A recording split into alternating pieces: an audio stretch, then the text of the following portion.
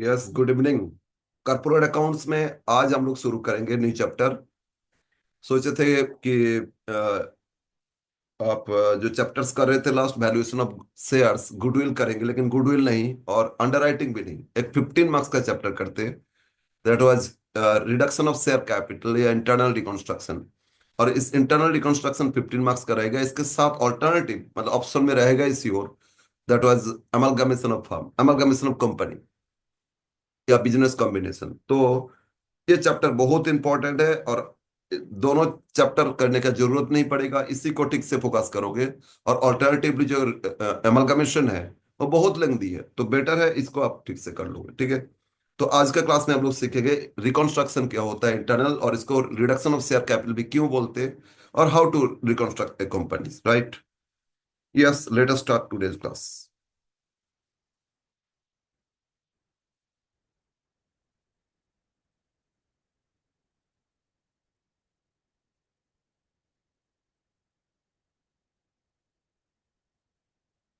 तो चैप्टर का नाम है इंटरनल रिकॉन्स्ट्रक्शन या reduction of share capital.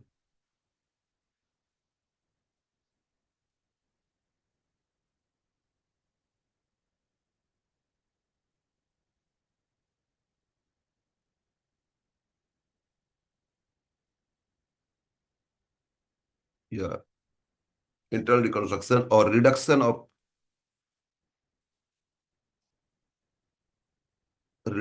Share capital. Okay. इस चैप्टर से शेयर कैपिटल, और इस चैप्टर से आपको 15 मार्क्स क्वेश्चन मिलेगा। तो late us start today's class. Reconstruction, इससे क्या समझ में आता है? कुछ हम लोग का जो, जैसे बिल्डिंग मैंने बना चुके थे, और उस बिल्डिंग में अब लगा नहीं, ये जो बना है ना, इसमें कुछ चेंज करना बहुत जरूरी है। तो जो चेंज, कुछ हो सकता है तोड़ के कुछ और न्यू शेप में बनाना, या आपका उसके ऊपर एक और फ्लोर बनाना। इस तरह रिकंस्ट्रक्शन आप जब करोगे तो उसको बोलोगे रिकंस्ट्रक्शन ऑफ बिल्डिंग, है ना। रिफॉर्मेशन या reconstruction of building, same thing. एक कंपनी को भी हो सकता है उसके अंदर कुछ चेंज करना जरूरी होता है। चेंज में सर क्या क्या चेंज आएगा ना, कंपनी में जो मैनेजमेंट है उसको चेंज करना, ये एक रीजन हो सकता है। दूसरा, कंपनी परफॉर्मेंस नहीं कर पा रहे, कंपनी लॉस में रन कर रहे, कंटिन्यू लॉस में रन कर रहे ना, तो due to that loss company gradually वो सिक हो जाएगा। मतलब अगर आप प्रॉफिट नहीं कमाओगे, एक कंपनी प्रॉफिट नहीं कमाएगा, लॉस बियर करते करते एक दिन क्या होगा, सारा कैपिटल वैनिश हो जाएगा ना। तो प्रॉब्लम होता है। तो इस केस में एक कंपनी फाइनेंस चाहिए, फाइनेंस नहीं ले पाएंगे कोई, क्योंकि लॉस है, तो कोई भी फाइनेंस इसमें नहीं करेंगे इनको। ये सारा प्रॉब्लम को देखते हुए कंपनी क्या करते हैं, इसको रिकंस्ट्रक्शन करते हैं ना। रिकंस्ट्रक्शन प्रोसेस कैसे होता है वो समझना है, तो पहले समझना रिकंस्ट्रक्शन क्यों करेंगे, रीजंस फॉर रिकंस्ट्रक्शन। फिर आगे देखेंगे प्रोसेस ऑफ रिकंस्ट्रक्शन, राइट। तो reasons for reconstruction, first point.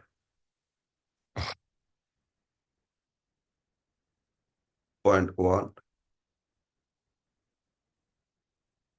Reasons for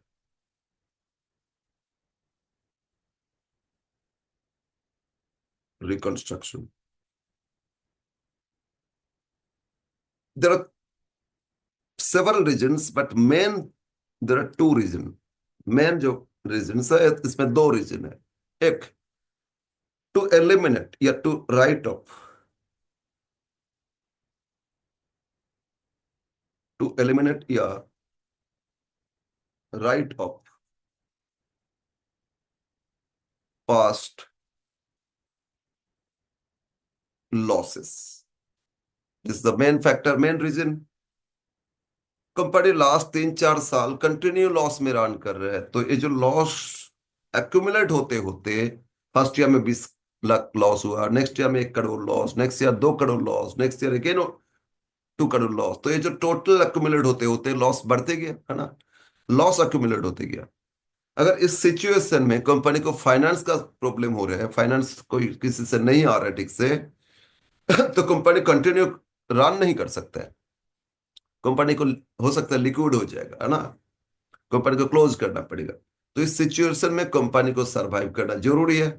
जैसे किसी का तबीयत खराब हो गया, उसको हेल्थ इशू है, तो उनका प्रॉब्लम है, सिकनेस होगा, और उसमें वो बहुत ये हो सकता है ना, क्रिटिकल हो सकता है। तो उसके लिए उनको मेडिसिन ये जो भी देना पड़ता है, तो वो देंगे तभी ना वो सरवाइव कर सकता है। सेम थिंग इस कंपनी को कि सरवाइव करने के लिए ये जो लॉस है इसको एलिमिनेट करेंगे। कैसे एलिमिनेट करेंगे वो आगे देखा जाएगा। सेकंड, ऑब्वियसली एक कंपनी लॉस में रन कर रहा है, तो इसमें जो बोर्ड ऑफ डायरेक्टर्स है, बोर्ड जो काम करते हैं मतलब मैनेजमेंट, वो ठीक से काम नहीं करे, वो एफिशिएंट नहीं। तो उस बोर्ड में भी चेंज लेके आना बहुत जरूरी है। तो to change in control and management, और एक मेन रीजन क्या हो गया, to change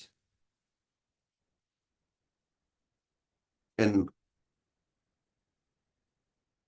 control and management. ये दो पॉइंट याद रखना। इसके कारण हम लोग क्या करते, रिकंस्ट्रक्शन करते, और रिकंस्ट्रक्शन करके वो लॉस को हम लोग एलिमिनेट कर देते। और चेंज मैनेजमेंट कैसे होता है वो भी हम लोग समझेंगे, उसमें होते जाता है, ठीक है। नो सर, ये लॉस एलिमिनेट करने का मतलब समझ में नहीं आ रहा है। लॉस एक्चुअली क्यों एलिमिनेट करेंगे, इसको एक बैलेंस शीट ड्रॉ करके समझा रहे हैं। एक बैलेंस शीट हम ड्रॉ कर रहे हैं, सोल प्रोपाइटर, ठीक है। सोल प्रोपाइटर बैलेंस शीट मतलब एक कंपनी नहीं है, मान लो फाइनल अकाउंट किए थे आप लोग, liability side share, share capital नहीं कैपिटल लिखते। कैपिटल मान लो था 20 लाख, और अभी इस साल नेट प्रॉफिट आया, तो नेट प्रॉफिट हम लोग क्या करते, ऐड कर लेते। अगर 5 लाख नेट प्रॉफिट आया, ऐड करके कैपिटल कितना हो गया, 25 लाख, यही लिखते ना। और अगर लॉस आया, नेट लॉस आया, तो नेट लॉस माइनस करेंगे, तो 20 - 5 कितना हो जाएगा, 15 लाख। तो मतलब क्या हो रहा है, अगर सोल प्रोपाइटरी बिजनेस अपना बिजनेस का लॉस खुद प्रोपाइटर बियर कर लेते, उनका कैपिटल से घटा देते, कैपिटल रिड्यूस हो जाता है ना। बोलो, बोलो, लॉस से तो माइनस करके तो कैपिटल आ गया ना। तो अब बिजनेस क्लोज होगा, तो कैपिटल जो मालिक, जो भी प्रोपाइटर ओनर है, उनको कितना मिलेगा, 15 मिलेगा। बट कंपनी में बैलेंस शीट जब करते ना, इस तरह नहीं करते। कंपनीज बैलेंस शीट कंपनी, तो उसमें क्या करते, कैपिटल इसमें लिख देते कितना, 20 लाख, तो 20 लाख लिख लेंगे, जितना शेयर होल्डर है उनका कैपिटल अलग से। बट प्रॉफिट होता है तो एसेट साइड लिखते, लॉस है। प्रॉफिट है तो रिजर्व एंड सरप्लस में लिख लेते, लायबिलिटी में। और लॉस है तो लॉस को एसेट्स में लिख लेते अलग से, मतलब 5 लाख लॉस है, ठीक है ना। तो कंपनी इस लॉस को कैपिटल से लेस नहीं कर सकते। और प्रॉफिट होता है तो रिजर्व एंड सरप्लस में प्रॉफिट लिख लेते, प्रॉफिट तो इसमें, और लॉस है तो एसेट साइड लिखते, ठीक है ना। ऐसे लॉस ग्रेजुअली होते गए, बढ़ते गए, एक टाइम देखा गया 15 लाख, तो लॉस तो हर साल रिकॉर्ड होते जा रहे हैं ना, नेक्स्ट ईयर और लॉस, तो लॉस बढ़ते जाएगा। कैपिटल वही है लेकिन लॉस बढ़ते जा रहे हैं। एक टाइम देखा गया 20 लाख का कैपिटल है, उतना लॉस हो गया। तो सोल प्रोप्राइटरी बिजनेस होता है, ये लॉस माइनस करके रिमेनिंग कैपिटल लिखते। अभी 15 लॉस है, 15 माइनस करके तो 5 ही कैपिटल होता ना, लेकिन इसमें लॉस तो माइनस नहीं हुआ। तो इस लॉस को जब तक एलिमिनेट नहीं करेंगे, मान लो 20 लाख में 15 लाख लॉस है, अब कंपनी शेयर इश्यू करना चाहेगा, लॉस है एज इट इज, तो सभी जो न्यू होल्डर खरीदना चाहेगा ना, वो इन्वेस्टर वो सोचेंगे, अरे अगला अगर मान लो कुछ कंपनी 5 लाख का शेयर कैपिटल और इशू लेके आए, उन लोगों ने 5 लाख दिए, तो 25 लाख हो गया, उससे लॉस माइनस करेंगे तो 15, तो 10 हो जाएगा। तो उनका जो 5 वो भी तो रिड्यूस हो जाएगा ना, मतलब ये लॉस जो न्यू इन्वेस्टर उनको भी बियर करना पड़ेगा। तो न्यू इन्वेस्टर क्यों रिस्क लेंगे, न्यू इन्वेस्टर देखेगा, अरे हम लोग का जो भी कैपिटल उसमें तो ये लॉस फिर माइनस करेंगे, तो हम लोग को लॉस बियर करना पड़ेगा, क्यों, ये लॉस तो पुराना जो होल्डर्स उनको बियर करना चाहिए, एग्जिस्टिंग होल्डर्स को। तो इसलिए जब तक रिकंस्ट्रक्शन नहीं हो रहा है, न्यू इश्यू मार्केट में लाने में प्रॉब्लम है, क्योंकि ऐसे लॉस में रन करे तो कंपनी का शेयर वैल्यू भी तो रिड्यूस होते जाएगा ना। और न्यू इशू ज्यादा प्राइस में नहीं कर पाएंगे। अगर देखा गया 10 रुपए का फेस वैल्यू था, और आपका मार्केट में उसका दाम 2 रुपया चल रहा है, इतना लॉस में रन कर रहे हैं, 2 रुपया चल रहा है, तो फेस वैल्यू से कम में तो इशू कर ही नहीं सकते, पब्लिक इशू है ना। तो फिर इशू लाना मुश्किल हो जाएगा, क्राइसिस है। तो क्या किया जाए, इस लॉस को एलिमिनेट किया जाए, ओके बस। इसी लॉस को एलिमिनेट करने के लिए क्या किया जाता है, रिकंस्ट्रक्शन किया जाता है। तो और और इस मेनली किसको रिड्यूस करते, कैपिटल को रिड्यूस करेंगे, क्योंकि मालिक है तो मालिक को ही बियर करना पड़ेगा ना। हो सकता है और कोई थोड़ा बहुत बियर कर ले, अलग बात है। तो मालिक को बियर करना पड़ेगा, तो मालिक मतलब कैपिटल, तो उससे ही तो रिड्यूस करेंगे। इसलिए ऑल्टरनेटिवली इसको बोलते हैं रिकॉन्स्ट्रक्शन को रिडक्शन ऑफ शेयर कैपिटल भी, ठीक है ना। यस। अब मान लो इस कंपनी में कुछ अदर लायबिलिटी था, लोन था, लोन था 10 लाख, और करंट लायबिलिटी क्रेडिटर्स एक्सेट्रा ये था 5 लाख। तो 15 लाख कैपिटल, 10 और 5, तो ये 5 ही मान लेते हैं लॉस अभी। हम ये 5 लॉस माइनस करके, तो कितना 20, 30 हो गया टोटल। तो एसेट्स भी 30 होगा श्योर, है ना। एसेट्स में बहुत सारे एसेट्स है अलग अलग, टोटल मिला के 30। और सोल प्रोपाइटर तो कैपिटल से लॉस माइनस करके दिखाए थे। लेकिन यहाँ क्या दिखा रहे हैं, रिजर्व एंड सरप्लस कुछ नहीं है, लोन वही 10 और करंट लायबिलिटी 5, तो टोटल कितना हो गया 35, है ना। 35 5 माइनस करो तो अदर एसेट्स, अदर एसेट्स कितना हो जाएगा, 20 हो जाएगा, सॉरी 30 हो जाएगा ना। अब सोचो रिकॉन्स्ट्रक्शन में क्या किया जाएगा, ये लॉस मेनली बियर करेगा कैपिटल, तो इनको रिड्यूस कर देंगे ना। यस। और जो लोन है क्रेडिटर्स, इन लोग को पेमेंट करना है, इन लोग को बोले एक काम करो, आप लोग भी मैनेजमेंट में आ जाओ। आप लोग भी इसमें आधा रिड्यूस कर दिए, मतलब 15 लाख लॉस था, तो और लॉस 15 लॉस है तो अदर एसेट्स कम हो जाएगा ना। यस। तो कैपिटल बोले कैपिटल तो रिड्यूस होगा, तो इन लोगों को बोले आप लोग कुछ छोड़ दो, और आपको भी हम लोग शेयर दे देंगे, तो सब शेयर्स में आ जाएगा। अब बोलो, ये जो कंपनी में जो जिनके पास शेयर था, मेजर शेयर, उनके पास कुछ शेयर है अभी भी, लेकिन ये लोन क्रेडिटर्स इन लोगों को भी शेयर दे दिए, तो वोटिंग राइट इन लोग का आ गया। तो जब देखा गया इन लोग का वोटिंग राइट आ गया, तो जो पहले मेजोरिटी शेयर होल्डर था, हो सकता है उनका मेजोरिटी कम हो गया, तो अदर होल्डर्स के पास ज्यादा शेयर आ गया, तो हो सकता, और मैनेजमेंट में, बोर्ड में अब चेंज आ जाएगा, ठीक है ना। इस तरह जो अदर स्टेक होल्डर, इसको स्टेक होल्डर बोलते हैं, कंपनी में इन्वॉल्व है जो, ठीक है, related party, other stakeholders मतलब लोन जहां से लिए थे, डिबेंचर जिनको इशू किए, क्रेडिटर्स एक्सेट्रा, उन लोग को भी हो सकता है ये पार्टिसिपेट करने के लिए शेयर दिया जाएगा। और अगर उन लोग को भी शेयर देंगे, तो कम ऑब्वियस बात है, इसमें कंट्रोल में, मैनेजमेंट में चेंज आएगा। और वो चेंज आने के, जब तक चेंज नहीं आएगा, एक कंपनी में जो मैनेजमेंट है वो तो एग्जिस्टिंग, वो तो ठीक नहीं कर पा रहे हैं ना, तो उसको चेंज नहीं करोगे तो क्या प्रॉब्लम, कि प्रॉब्लम तो लॉस एलिमिनेट करेंगे फिर भी रह जाएगा। तो दैट इज वाई इसमें मेन पर्पस लॉस एलिमिनेट करोगे, और उसके लिए देखोगे कुछ मैनेजमेंट कंट्रोल में भी चेंज आते जाएगा, ठीक है ना। यस। तो ये था रीजंस। अब हम लोग देखते हैं कैसे रिकॉन्स्ट्रक्शन किया जाएगा, कैसे रिकॉन्स्ट्रक्शन होगा। इसको इंटरनल रिकॉन्स्ट्रक्शन इसीलिए बोलते हैं, इंटरनली हम लोग इसका सब कुछ कर रहे हैं, कुछ मैनेजमेंट चेंज कर रहे हैं, कंपनी का एग्जिस्टेंस एज इट इज रहेगा ना, एज इट इज रहेगा, सिर्फ लॉस को एलिमिनेट करेंगे और मैनेजमेंट में चेंज लेके आएंगे, that is internal reconstruction. External reconstruction तो कंपनी कोई चेंज कर देंगे, दूसरा वैसे एक्सटर्नली होगा, ठीक है। कोई इसको एक्वायर कर सकता है, या हो सकता है कंपनी अपने आप को क्लोज करके न्यू नेम से फिर रिकॉन्स्ट्रक्ट करके ओपन, रीओपन कर रहे कंपनी, न्यू कंपनी कमेंट्स हो रहे, ठीक है। बट एट प्रेजेंट हम लोग क्या सीख रहे हैं, इंटरनल रिकॉन्स्ट्रक्शन। तो पॉइंट 2, अब सेकेंड पॉइंट में आते हैं, प्रोसेस ऑफ रिकॉन्स्ट्रक्शन, कैसे रिकॉन्स्ट्रक्शन किया जाएगा।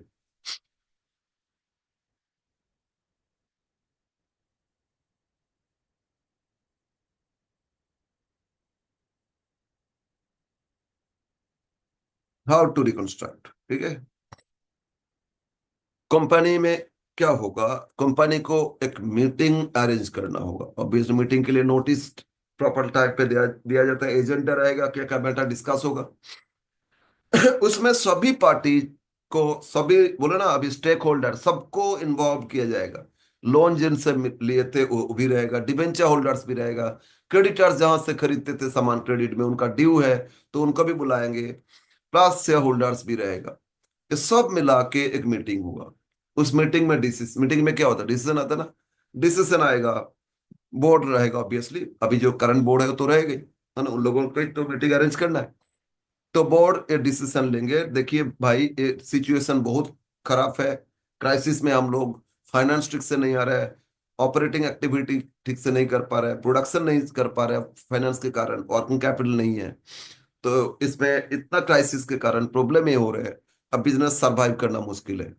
तो हम लोग जब तक इस लॉस को एलिमिनेट नहीं करेंगे, आप लोग आप लोग कुछ सेक्रीफाइस नहीं करोगे तो ये लॉस एलिमिनेट नहीं होगा। और जब तक एलिमिनेट नहीं कर कर पाएंगे तब तक बिजनेस चलाना मुश्किल है। तो तब अब सबको सफर करना पड़ेगा, क्योंकि बिजनेस लिक्विड होगा तो आप लोगों को भी प्रॉब्लम होगा, क्रेडिटर्स को भी पेमेंट नहीं मिलेगा, लोन वहां भी पेमेंट हो सकते ज्यादा नहीं हो पाएगा। ठीक है ना। तो सबको ही सोचा ठीक है छोड़ देते। ऑब्वियसली शेयर होल्डर्स तो छोड़ेंगे ना, लेकिन उससे पहले आधार से भी ये किया जाता है। ये जो लोन लिए थे उनको बोले आप कुछ छोड़ दीजिए, बदले में आप कुछ शेयर ले लीजिए, वो एग्री हो सकता है। तो ठीक है हम छोड़ देते, हमको भी शेयर दीजिए, हम भी मैनेजमेंट में आना चाहते। ठीक है, बोर्ड में हम भी आना चाहते। बहुत ज्यादा लोन दिए थे तो आ सकते हैं उनके पास, फिर मेजर शेयर चला जाएगा। फिर क्रेडिटर्स को बोले ठीक है आप भी कुछ छोड़ दीजिए तो आपको भी कुछ दे देंगे, या कुछ कैश बोलोगे कैश दे देंगे, कुछ शेयर बोलोगे शेयर दे देंगे। क्रेडिटर्स भी छोड़ दिए। इस तरह अगर इन लोगों ने सेक्रीफाइस करते हैं, बोलो लाइबिलिटी डिक्रीज हो रहे हैं, लोन डिक्रीज हो गया तो प्रॉफिट होगा या नहीं? कंपनी का लाइबिलिटी डिक्रीज तो प्रॉफिट, और एसेट्स इंक्रीज तो प्रॉफिट है। ठीक है ना। तो इस तरह लाइबिलिटी को डिक्रीज किया जाता है, जितना भी स्टेक होल्डर बैठते उसमें उन लोगों ने कुछ सेक्रीफाइस किया, वहां से एक फंड क्रिएट हो जाएगा। ठीक है ना। ये जो सेक्रीफाइस कर रहे हैं इससे फंड क्रिएट करेंगे, नहीं तो लॉस ऐसे थोड़ी एलिमिनेट होगा कि आज न्यू बोर्ड बना देंगे तो वो लोग तुरंत प्रॉफिट लेके आ जाएंगे। अरे ऐसा थोड़ी होता है।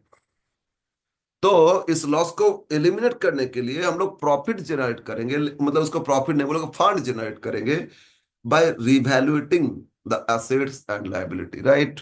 मैं ले लायबिलिटी में स्टेक होल्डर मतलब जैसे रिलेटेड पार्टीज, मालिक, और प्लस जहां से लोन लिए फिनांसर, ठीक है, सबसे बैठ के ये डिसीजन होगा। और उससे जो फंड क्रिएट हुआ, पहले बोले ना लोन कुछ छोड़ दिए उससे फंड बन गया, क्रेडिटर्स कुछ छोड़ दिए उससे भी कुछ फंड बन गया, डायरेक्टर्स का रेमुनरेशन पेमेंट नहीं कर पा रहे थे, डायरेक्टर बोला ठीक है हम भी वो छोड़ देते, इस साल के लिए कम से कम रेमुनरेशन छोड़ देते, उससे फंड बन जाएगा। फिर मालिक जो मेन है उनको भी कैपिटल को रिड्यूस करना पड़ेगा, वो बोला ठीक है हम भी कैपिटल को रिड्यूस कर देते, तो वहां से भी फंड बन जाएगा। और हो सकता है कंपनी देखेगा अरे अच्छा ठीक है एक बार देखते, हम लोग का मार्केट में जो वैल्यू है एसेट्स उसका वैल्यू क्या कुछ बढ़ेगा, तो रिवैल्यूएशन प्रॉफिट हो जाएगा, उससे भी फंड बन जाएगा। लेकिन वैल्यूएशन में हो सकता है कुछ घट भी गया होगा तो उसमें लॉस भी आएगा, लेकिन उसे फंड से ही उसको हम लोग मैनेज कर देंगे। ठीक है। उस फंड से उस लॉस को सेट अप कर देंगे। खैर, तो इसमें फंड कहां से आएगा देखेंगे, सोर्स ऑफ फंड। ठीक है। और देखेंगे उसको फिर कहां अप्लाई करेंगे। तो इसमें दो चीज, एक source of fund, second application of fund. Point A,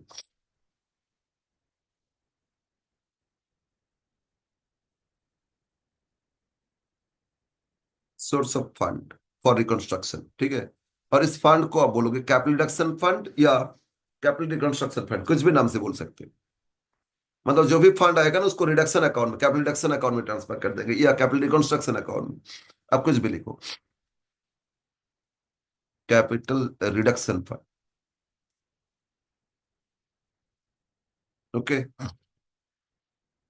तो सोर्स कहां से आएगा बोले ना, वही सब कौन कितना सेक्रीफाइस करे स्टेक होल्डर, उससे फंड आएगा। सबसे पहले मेन जो मालिक है उनको रिड्यूस करना होगा। ठीक है ना। मालिक रिड्यूस करते हैं, लेकिन मालिक पहले आधार से कंसर्न लेता है कि क्रेडिटर्स को बोलते हैं आप कितना छोड़ दीजिएगा, लोन होल्डर्स को बोलते हैं आप कितना छोड़ दीजिएगा, इस तरह कुछ फंड आ गया। इसके बाद जो भी बैलेंस फंड है ना वो अपना कैपिटल रिड्यूस कर देता है, सबको करने के बाद, क्योंकि तो लॉस बियर उनको ही तो करना चाहिए था ना, आधार कुछ बियर कर ले तो उनके लिए तो अच्छा है कम से कम। तो सबको रिड्यूस करेंगे तो फंड बनेगा, तो एक reduction of capital, reduction of capital. मालिक पहले छोड़ेंगे ना। यस। इसमें दो तरह का कैपिटल, एक इक्विटी प्लस प्रेफरेंस सभी होल्डर्स को, एक इक्विटी प्लस प्रेफरेंस, दोनों ही हम लोग रिड्यूस करेंगे। सेकंड, सोर्स ऑफ फंड में एक तो रिडक्शन की कैपिटल, सेकंड क्या हो रहा है ना,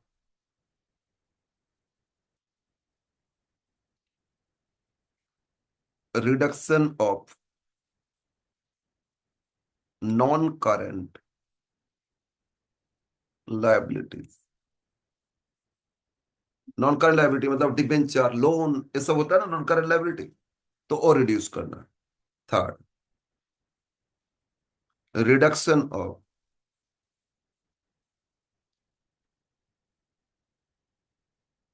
current liabilities.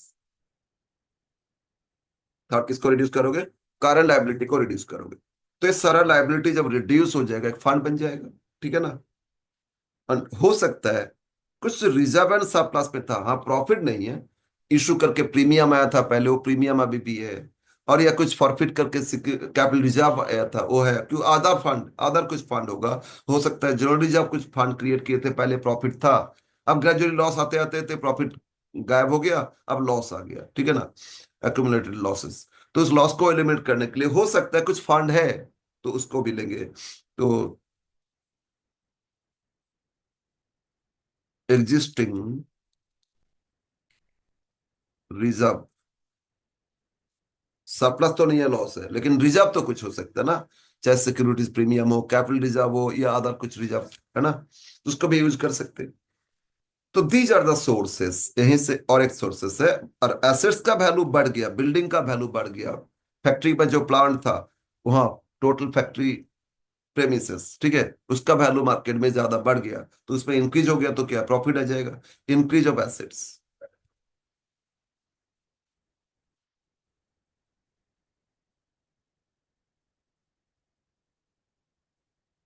Increase of assets. तो एसेट्स वैल्यू इंक्रीज होने से तो भी तो प्रॉफिट आएगा ना, फंड बनेगा। एक्चुअली इस रिवॉल्यूशन कंसेप्ट क्या होता है? Assets increase profit, decrease loss, liability decrease profit, increase loss. तो ये सारा रिड्यूस हो रहा ना लायबिलिटी, तो फंड हो गया, और इंक्रीज हो गया एसेट, तो भी फंड आ गया। तो दीज आर द सोर्सेस। पहले देखा जाएगा ये सब लॉस एलिमिनेट करना, और मार्केट में एसेट्स का दाम कम हो गया, वो भी तो लॉस है। ये सब लॉस एलिमिनेट करेंगे, फंड कहां से आ सकता है? मेन तो रिड्यूस होगा कैपिटल, इसीलिए सबसे पहले लिखे। फिर इसके बाद अदर लायबिलिटी जितना भी रिड्यूस हो रहा है वो लिख देंगे, और कुछ एग्जिस्टिंग रिजर्व है उसको यूज कर सकते हैं, जरूरत पड़ेगा तो, है ना? और अगर एसेट्स का वैल्यू इंक्रीज हो गया, उससे भी फंड आ जाएगा। अब फंड हमको मिल गया, तो अब इसको यूज करेंगे। B, application of fund, uses.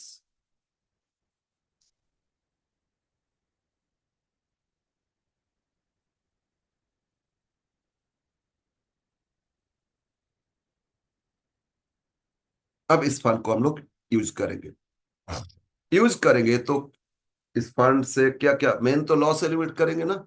Yes. But उससे पहले कुछ और हो सकता है। रिकंस्ट्रक्शन टाइम पता चला कुछ लायबिलिटी इंक्रीज हो गया, जैसे मान लो कहीं से लोन लिए थे, इंटरेस्ट, अब वो बोला नहीं हमको तो विथ इंटरेस्ट देना पड़ेगा, रिकंस्ट्रक्शन डेट तक इंटरेस्ट ऐड करके हमको चाहिए। तो बाई चांस, और कुछ अनरिकॉर्डेड रिकॉर्ड लायबिलिटी था, कुछ कंटिंजेंट था, जहां मतलब सेटल नहीं हुआ था, कोर्ट में केस चल रहा था। जब इसमें मीटिंग हुआ, इतना बड़ा मीटिंग, सबको बुलाए, तो हो सकता है उनसे भी सेटल कर ले।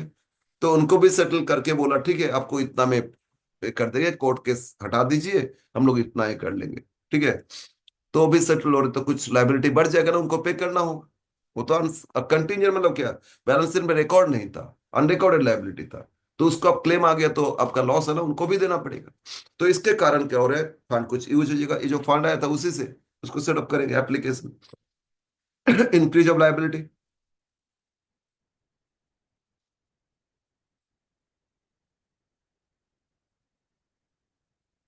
और डी, रिकंस्ट्रक्शन का देखे, बिल्डिंग का तो वैल्यू बढ़ गया, तो इंक्रीज तो फंड आ गया, लेकिन फर्नीचर का देखा मार्केट वैल्यू बहुत कम है, तो घट गया, तो डिक्रीज, डिक्रीज तो फंड कम हो जाएगा ना, इसे फंड अप्लाई कर देंगे, डिक्रीज ऑफ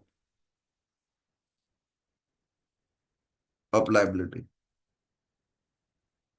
एसेट्स इंक्रीज और लाइबिलिटी डिक्रीज। सी, अब क्या है ना, रिकंस्ट्रक्शन एक्सपेंसेस, रिकंस्ट्रक्शन एक्सपेंसेस। ये जो रिकंस्ट्रक्शन हो रहा है, इस काम में खर्चा लगेगा या नहीं, बोलो? मीटिंग अरेंज करना, तो उसके लिए खर्चा है। फिर से मीटिंग से रेजोल्यूशन पास हो गया, क्रेडिटर्स इतना रिड्यूस कर देंगे, ये दिले से लोन इतना छोड़ देंगे, बाकी शेयर देना होगा, इक्विटी होल्डर्स बोले हम इतना कैपिटल को रिड्यूस कर देंगे, इससे तो फंड आ गया, डिसीजन सब कुछ हो गया ना। लेकिन ये नहीं कि बोर्ड्स का डिसीजन जो मीटिंग में हुआ, रेजोल्यूशन पास हो गया, उसी से रिकंस्ट्रक्शन हो जाएगा, नहीं। उन लोगों ने पहले तो ऑब्वियसली मीटिंग में सारा डिसीजन होगा, इसके बाद ये डिसीजन पूरा लिख के बाकायदा वो कोर्ट में अप्लाई करना पड़ेगा, कंपनी लॉ बोर्ड, ठीक है, वहां अप्लाई करना पड़ेगा। वहां अप्लाई करने से वहीं से डिसीजन आएगा फाइनली कि दे अप्रूव्ड इट। एक्चुअली ये भी तो हो सकता है, हम किसी से मीटिंग नहीं करके अपने मन से बोर्ड क्या किए ना, अरे ठीक है, एक क्रेडिटर्स को इतना कम कर देंगे और लोन इतना कम पे करेंगे, इस तरह फंड लेके अपना कैपिटल कुछ रिड्यूस करके बोला ठीक है ये डिसीजन है और रिकंस्ट्रक्शन कर लो। तो ये तो गलत बात है ना। क्रेडिटर्स सबसे, सभी क्रेडिटर्स से बात किया या नहीं, जहां से लोन लिए थे सबसे बात किया या नहीं, सबका एक्चुअली अप्रूवल में है या नहीं, वो तो प्रॉब्लम हो सकता है ना। तो इसीलिए इन लोगों को कोर्ट में जाना पड़ेगा, कोर्ट में जाके अप्लाई करना होगा कि हम लोग इसको रिकंस्ट्रक्शन करना चाहते हैं।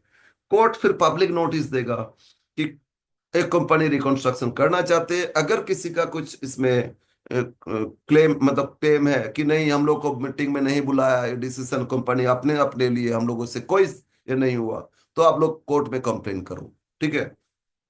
अगर कोर्ट में इसका कोई इस तरह कोई कंप्लेन नहीं आया किसी भी स्टेक होल्डर से, नहीं, तो कोर्ट समझ लेगा नहीं, तो कंपनी मीटिंग किए थे और इसमें सबसे डिसीजन लेके ही प्रपोजल पास किए, तो कोई प्रॉब्लम नहीं, उसको अप्रूव कर देंगे। और कोर्ट में अगर कोई कंप्लेन किया, कोई क्रेडिटर्स कंप्लेन किया, नहीं हमको तो बुलाया नहीं, तो फिर कैसे हो सकता है। या कुछ डिबेंचर होल्डर्स बुला रहे, हम लोग को भी तो नहीं बुलाए थे, तो वो लोग कंप्लेन करेंगे कोर्ट में, तो फिर रिकंस्ट्रक्शन रुक जाएगा। तो इसीलिए कोर्ट के थ्रू ये होगा। ठीक है।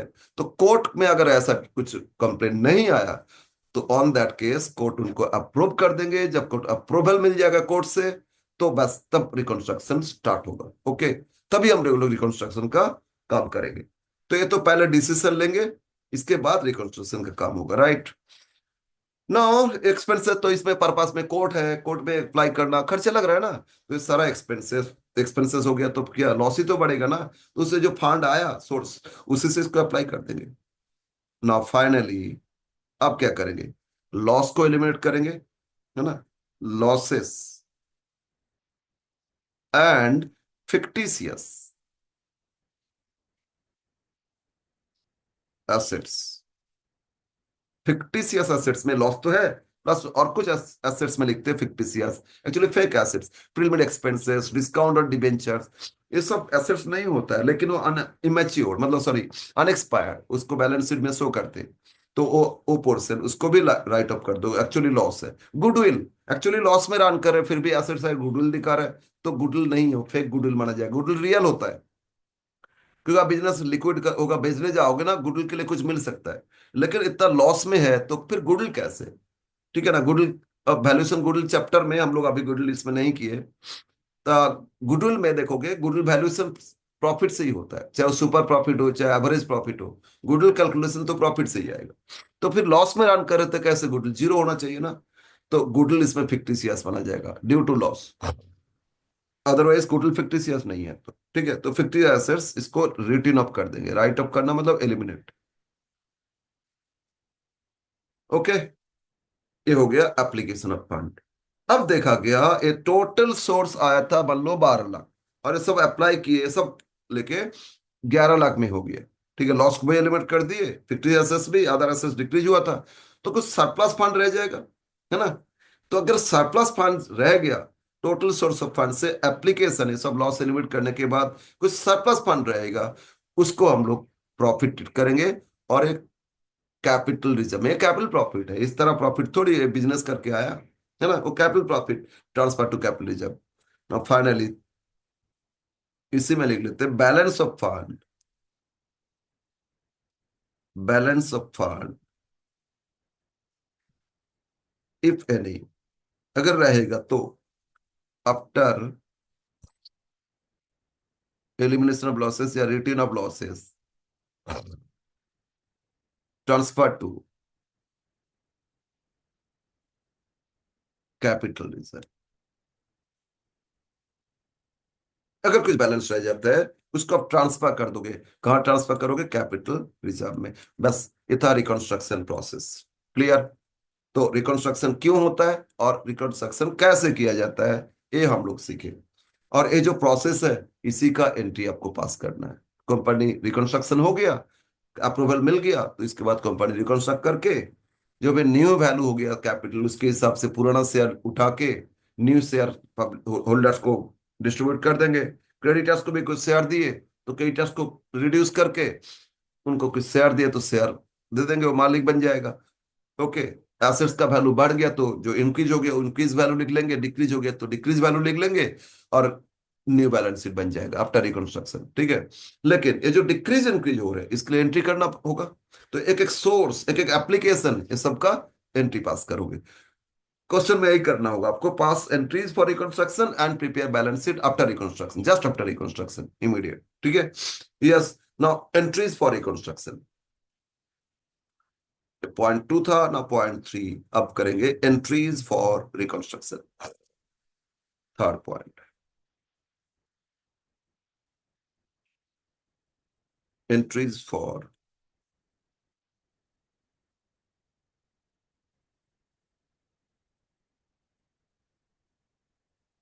Obviously in the books of company करोगे, in the books of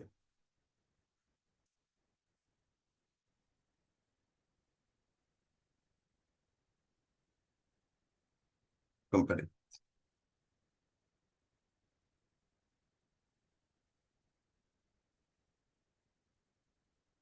journal entries. First पहले सोर्स देखेंगे ना, तो सोर्स के लिए सबसे पहले किसको रिड्यूस करें, इक्विटी, क्योंकि मेन मालिक ही तो, मेन जो ओनर होता है, रियल ओनर वो कौन है, इक्विटी शेयर होल्डर्स। रिस्क लेता है ना, लॉस है तो लॉस उनको बियर करना पड़ता है, प्रॉफिट है तो प्रॉफिट उनका होता है। बट प्रेफरेंस शेयर होल्डर को फिक्स डिविडेंड देते हैं, वो लॉस बियर नहीं करते ना। तो कैपिटल को रिड्यूस करेंगे, तो पहले इक्विटी को रिड्यूस करते, फिर प्रेफरेंस को अलग से करेंगे। For equity share capital, equity share capital reduced. ठीक है। इक्विटी शेयर कैपिटल को रिड्यूस कर रहे हैं। अब अभी नरेशन नहीं लिखेंगे, जब क्वेश्चन सॉल्व करेंगे तो उसमें हम लोग नरेशन लिखेंगे। तो entry, equity share capital old, ये आप डेबिट करोगे। To equity share capital new, ये आप क्रेडिट करोगे। और जितना रिड्यूस हो गया वो कैपिटल रिडक्शन में ट्रांसफर कर दोगे। ठीक है। ओह, क्या हो रहा है।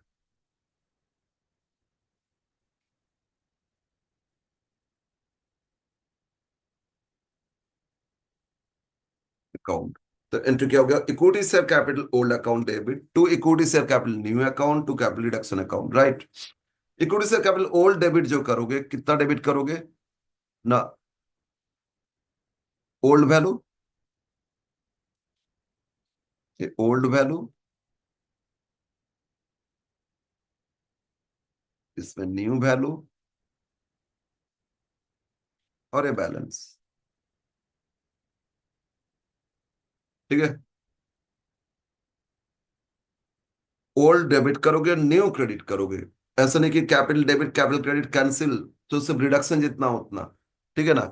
नहीं, मैक्सिमम केस में यही करोगे। क्यों, मान लो एक एक एग्जाम्पल अगर ले, एक कंपनी में 1 लाख शेयर था और फेस वैल्यू 10 था, तो ओल्ड वैल्यू कितना था, 10 लाख, पेड अप वैल्यू है ना। तो 10 लाख को आप डेबिट कर लो। अब कंपनी 1 लाख शेयर ही दे रहे, लेकिन 10 के जगह अब हो गया 4, है ना। न्यू वैल्यू 4, रिडक्शन 6 रिड्यूस किया क्योंकि ह्यूज लॉस था मान लो। तो इसमें न्यू वैल्यू हो जाएगा 1 लाख इंटू 4, तो क्रेडिट कितना हो जाएगा, 4 लाख। और तो बैलेंस 10 में से 4 माइनस करो, 6 लाख का रिड्यूस हो गया। ये कैपिटल रिडक्शन में लिख लो। ठीक है ना।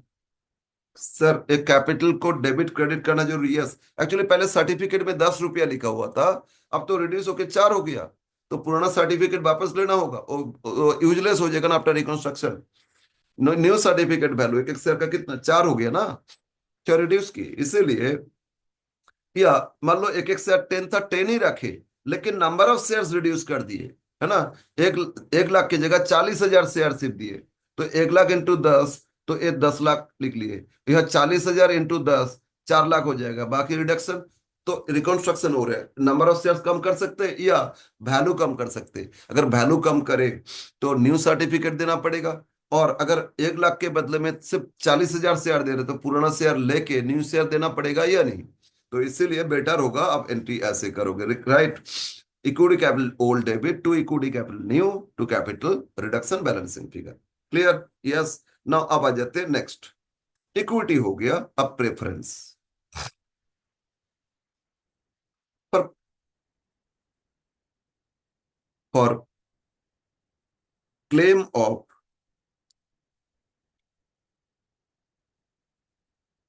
प्रेफरेंस शेयर होल्डर्स रिड्यूस्ड, पर claim of preference share holders reduced. ठीक है।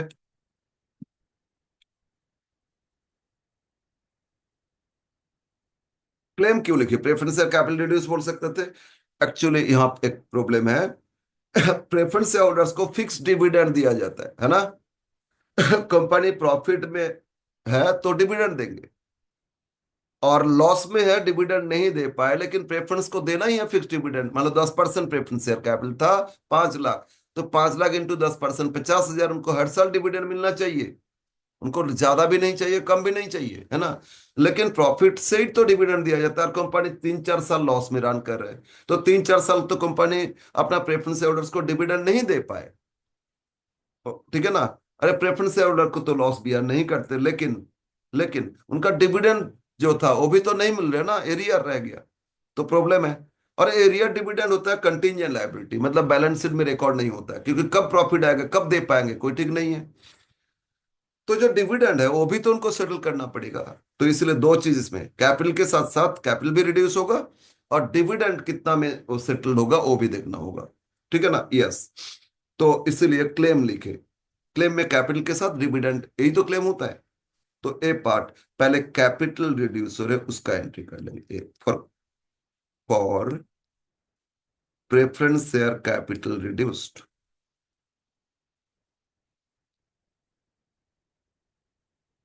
For preference share capital reduced. तो जैसे इक्विटी ओल्ड को डेबिट किए, तो इस तरह प्रेफरेंस को डेबिट कर दोगे। तो ओल्ड प्रेफरेंस में परसेंटेज होता है ना, वो जो परसेंटेज हो क्या चीज का बोलो तो dividend rate. Preference share capital ये ओल्ड डेबिट, वो परसेंटेज ओल्ड से ही पता चला। 10% था, अब हो गया मान लो न्यू प्रेफरेंस दिया 12%, है ना, हो सकता है। ओल्ड डेबिट ये ओल्ड वैल्यू, डिविडेंड अलग से करेंगे बी। ठीक है, ये कैपिटल को कर रहे हैं, फिर डिविडेंड। टू न्यू सिक्योरिटीज लिखोगे, अकाउंट न्यू वैल्यू।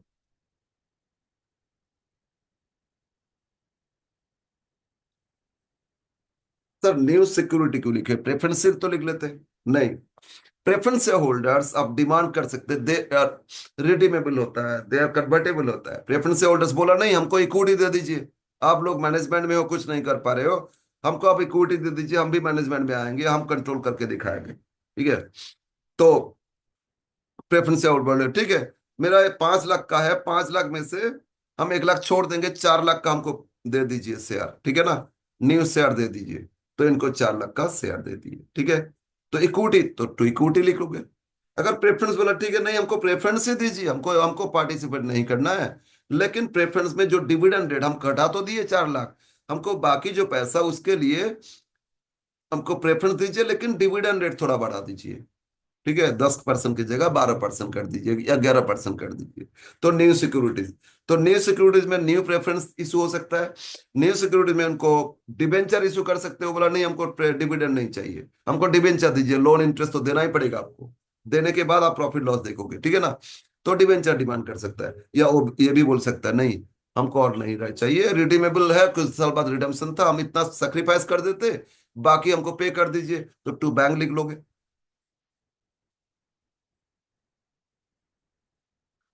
तो प्रेफरेंस में न्यू कुछ भी दे सकते, डिबेंचर दे सकते, इक्विटी दे सकते, प्रेफरेंस दे सकते, इवन कैश भी दे सकते, बट इक्विटी कभी नहीं होगा। इक्विटी तो इक्विटी रहेगा। वो नहीं बोल सकते कि भाई हमको वापस पैसा दे दीजिए, ये नहीं बोल सकते। और वो नहीं बोल सकते हमको प्रेफरेंस में कन्वर्ट कर दीजिए। अरे इक्विटी नहीं रहेगा तो कंपनी बंद हो जाएगा, मालिक कौन कंट्रोल करेगा? मैनेजमेंट में नहीं रहेगा ना, पार्टी बोर्ड में कोई नहीं रहेगा। तो टू बैंक अकाउंट, इसमें अगर कैश पेड तो ओके, क्लियर हो रहा है ना? तो इक्विटी तो इक्विटी उनको देना है, हाँ, रिड्यूस करके देना होगा, लेकिन प्रेफरेंस को कभी हम लोग प्रेफरेंस ही देना होगा ऐसा बात नहीं है। वो इक्विटी दे सकते हैं, प्रेफरेंस दे सकते हैं, इसलिए न्यू सिक्योरिटीज लिखे, समझ में आया? और जो रिमेनिंग जो रिड्यूस हो गया उतना ट्रांसफर कर देंगे कैपिटल रिडक्शन अकाउंट।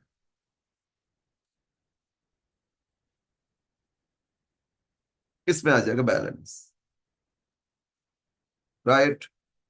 ये हम लोग प्रेफरेंस शेयर कैपिटल को रिड्यूस किए।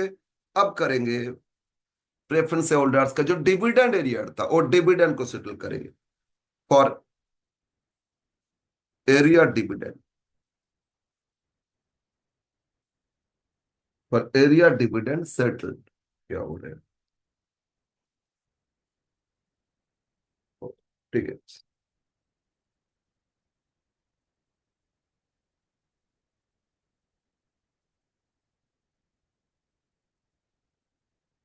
ये एरिया डिविडेंड हम लोग सेटल कर रहे हैं। ये किसका डिविडेंड एरियर था? प्रेफरेंस होल्डर्स का, है ना, फिक्स डिविडेंड। 3 साल के लिए डिविडेंड एरियर था। मान लो 5 लाख का कैपिटल, 10% डिविडेंड, तो 50,000 करके 3 साल, 1.5 लाख डिविडेंड तो मिला नहीं, है ना?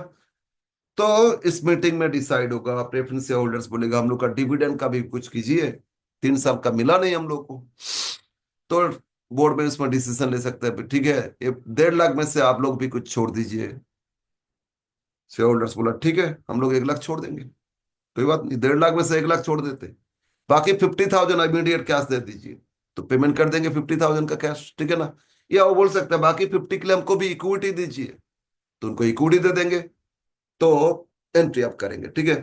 तो एक पोर्शन उन लोगों ने सेक्रीफाइस कर दिए। कितना सेक्रीफाइस कर दिए? जितना भी, जैसे बोले 1.5 लाख एरियर था, 1 लाख सेक्रीफाइस कर दिए, उसका कोई एंट्री नहीं करोगे। सर 1 लाख जो सेक्रीफाइस के लिए तो कंपनी का प्रॉफिट हो गया। अरे उसका रिकॉर्ड ही नहीं था ना, क्या बोले, ये जो डिविडेंड एरियर ये आपका कंटिंजेंट लायबिलिटी, बैलेंस शीट में रिकॉर्ड नहीं था। रिकॉर्ड होता उसको क्लोज करते तो प्रॉफिट आता, तो रिकॉर्ड ही नहीं था, तो उसके लिए कोई एंट्री नहीं करना है, ठीक है? तो फॉर एरिया डिविडेंड में दो पार्ट आ रहे हैं। इफ कैंसिल मतलब sacrifice, if arrears dividend cancelled,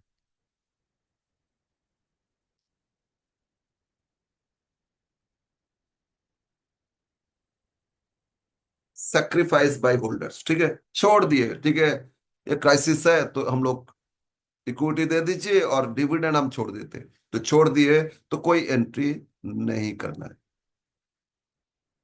right?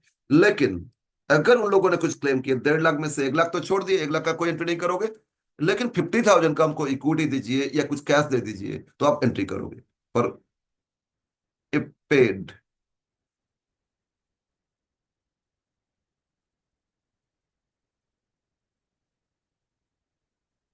अब पेड हो रहे तो देखो अनरिकॉर्डेड था, पे करे तो लाइबिलिटी बढ़ रहा है ना, लाइबिलिटी पे करना पड़ेगा हमको, लाइबिलिटी बढ़ गया तो पे करने का एंट्री करोगे, तो एंट्री करोगे, ये लॉस है, फंड रिड्यूस हो जाएगा, capital reduction debit, unrecorded liability था ना, तो पेमेंट हो रहे तो एक्सपेंसेस हो रहे मेरा, कैपिटल रिडक्शन इस फंड से इसको कर देंगे। To, either to bank, cash demand किया, और टू न्यू सिक्योरिटीज, वो इक्विटी भी डिमांड कर सकते, वो प्रेफरेंस भी डिमांड कर सकते, कि ठीक है हम लोग का प्रेफरेंस को प्रेफरेंस रिड्यूस करके दीजिए, और एरिया डिविडेंड के बदले में भी प्रेफरेंस शेयर ही दे दीजिए हम लोग को, ठीक है? यस, तो एंट्री करोगे, टोटल पेमेंट, इसमें कैश पेड और news value of securities,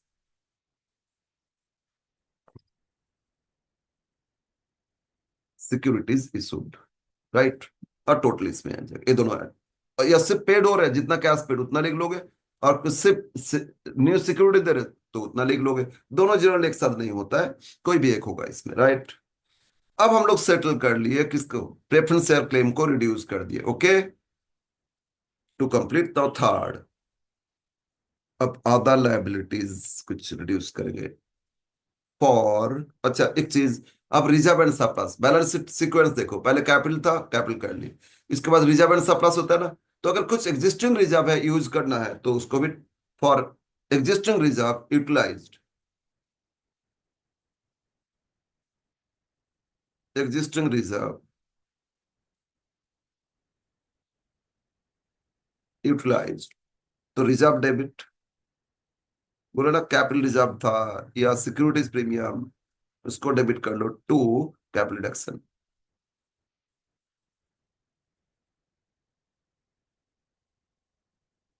okay, एक बार देखो यहां मैंने लिखे थे सोर्स एग्जिस्टिंग रिजर्व, ये पहले कर दिए, ठीक है ना। कैपिटल तो इक्विटी प्रेफरेंस दोनों ही कर लिए थे। अब नॉन करंट लायबिलिटी और करंट लायबिलिटी ये दोनों रिडक्शन का बात है। वो सब एक ही जैसा हो जाएगा, आधा लायबिलिटी बोल के भी लिख सकते हैं बट अलग से कर रहे हैं। फोर्थ, फॉर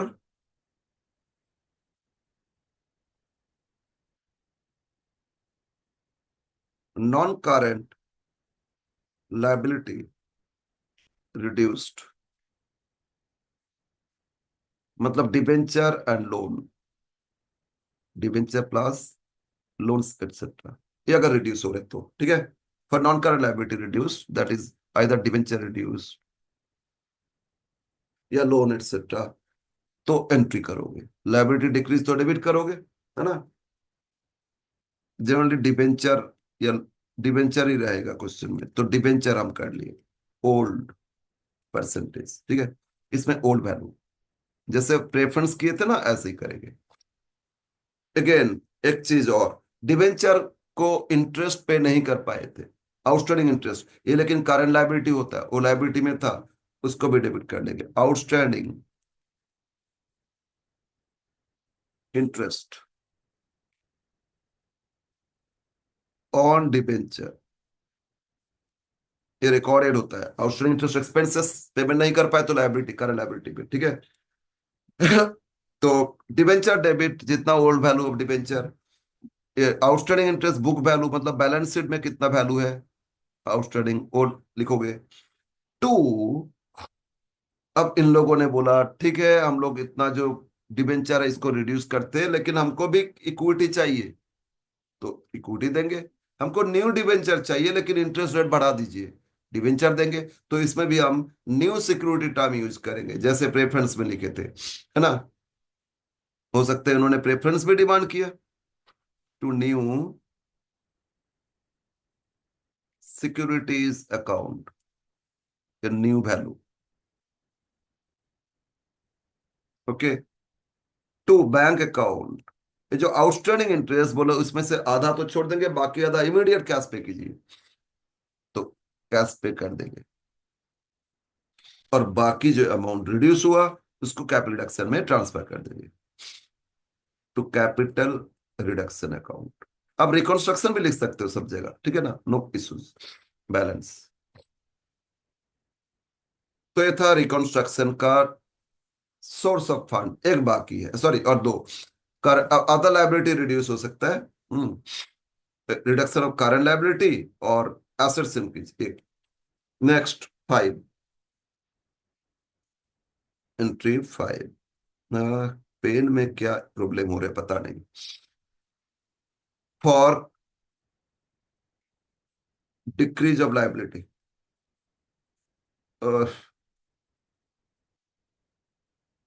डिक्रीज ऑफ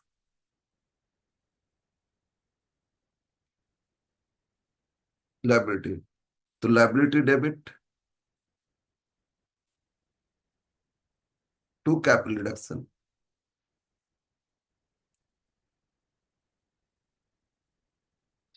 जितना डिक्रीज हो गया अमाउंट, डिक्रीज कितना वो लिख लेंगे।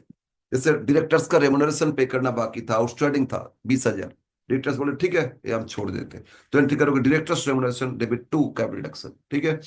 तो लायबिलिटी में रिकॉर्ड था कुछ, रिकॉर्डेड लायबिलिटी क्लेम रिड्यूस हो गया तो ये करोगे। इसमें थोड़ा चेंज हो सकता है, क्रेडिटर्स बोला हम, क्रेडिटर्स था मान लो 4 लाख, क्रेडिटर्स बोला हम 1 लाख तो छोड़ देंगे, बाकी 3 लाख के लिए इमीडिएट कैश दीजिए नहीं तो हमको शेयर दीजिए। तो 1 लाख रिडक्शन में बाकी जो कैश दिए तो टू बैंक, शेयर दिए तो टू शेयर, वो ऐसे ही कर लेंगे जैसे डिवेंचर किए। बट अगर सिर्फ बोल दिया क्रेडिटर्स 1 लाख छोड़ दिए तो क्रेडिटर्स टू रिडक्शन 1 लाख लिख लेंगे। अभी उनको बाकी पे नहीं करना है, ठीक है। इमीडिएट पे करना होगा तो टू बैंक साथ में पेमेंट भी दिखा देंगे। Okay, next 6।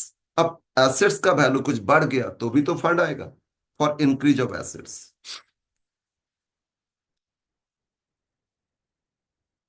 Increase of assets, building value बढ़ गया, हो सकता है ना। स्टॉक का वैल्यू मार्केट में, इन्वेस्टमेंट का वैल्यू बढ़ गया, तो एंट्री करेंगे assets account debit, debit to capital reduction account, assets account debit to capital reduction, कितना इंक्रीज हो गया वो लिख लेना। ओके सर, ऐसा भी हो सकता है, कुछ चेंज हो सकता है, क्वेश्चन में देखोगे कुछ चेंज हो सकता है। कैसे? मतलब इन्वेस्टमेंट बेच दिए, बुक में रिकॉर्ड था 80,000, बेच दिए 1 लाख में, तो बैंक डेबिट करोगे 1 लाख टू इन्वेस्टमेंट 80,000, और बाकी जो प्रॉफिट हो कैपिटल रिडक्शन हो जाएगा ऐसे। ये इन्वेस्टमेंट का सिर्फ बोल दिया मार्केट वैल्यू इंक्रीज बाय 20,000, तो इन्वेस्टमेंट टू रिडक्शन 20,000, वो बेचे नहीं, सिर्फ वैल्यू बढ़ गया तो इसलिए इंक्रीज कर दिए, ठीक है ना। तो क्वेश्चन पे डिपेंड करेगा, मेनली एसेट्स बढ़ रहा है तो रिडक्शन तो क्रेडिट करोगे, एसेट्स डेबिट हो सकता है, और bank debit to assets to reduction भी हो सकता है, ठीक है।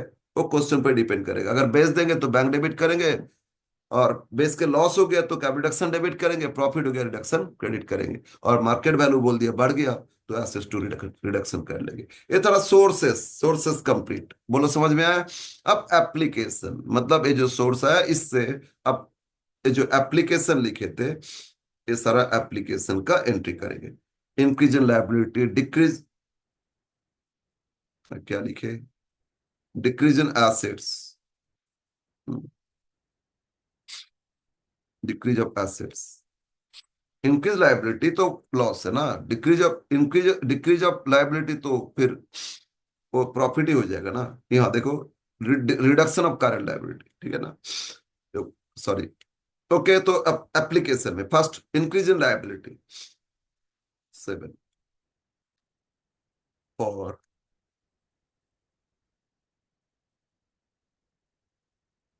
कुछ लायबिलिटी इंक्रीज हो गया, अरे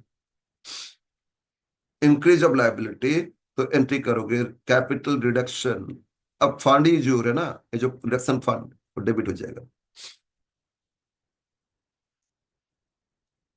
अकाउंट डेबिट टू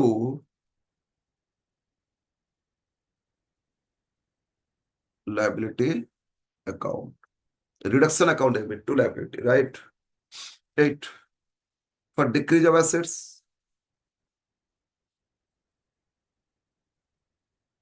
अगर एसेट्स का मार्केट वैल्यू कम हो गया ना, तो ये भी लॉस है तो रिडक्शन डेबिट हो जाएगा। ऑलवेज फंड यूज हो तो रिडक्शन डेबिट, फंड क्रिएट हो रहा था रिडक्शन क्रेडिट कर रहे थे, कैपिटल रिडक्शन डेबिट,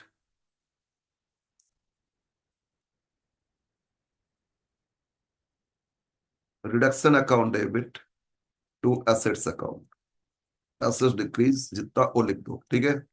तो ये दोनों हो गया, decrease in assets, increase in liability ना। रिकंस्ट्रक्शन एक्सपेंसेस 9 और expenses on reconstruction, expenses on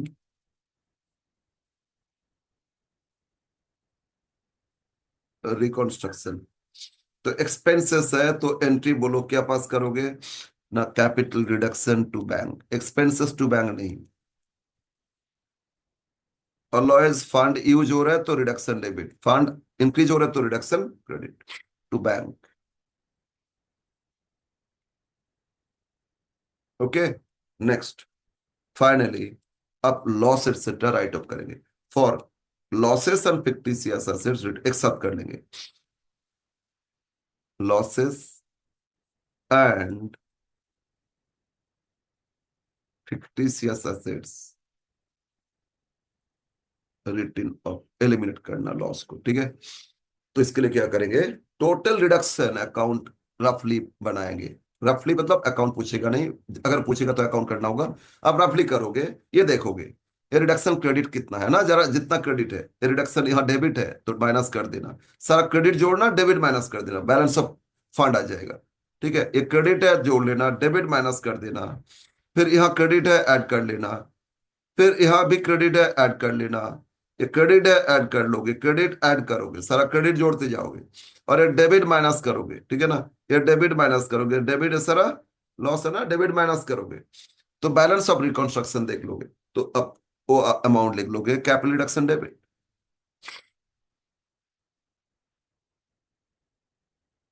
obviously credit excess आएगा, क्योंकि फंड है ना आपके पास, उसी से तो लॉस एलिमिट करोगे। Balance of reduction account,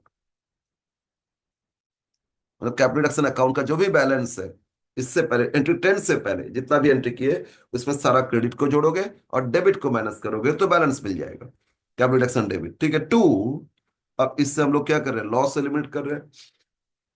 to, profit and losses,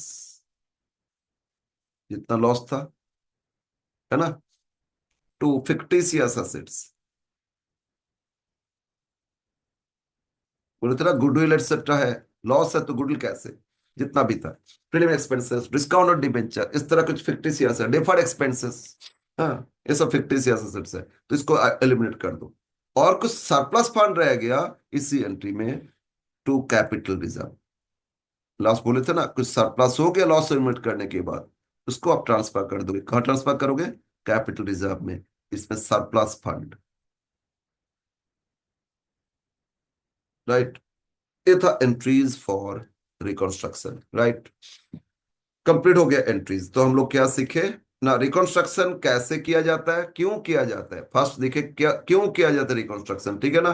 दो रीजन मेन, तो लॉस एलिमिनेट करना, और इस लॉस एलिमिनेट करने के साथ साथ मैनेजमेंट कंट्रोल में जो लोगों ने थे बैठे, वहां भी चेंज लेके आना पड़ेगा।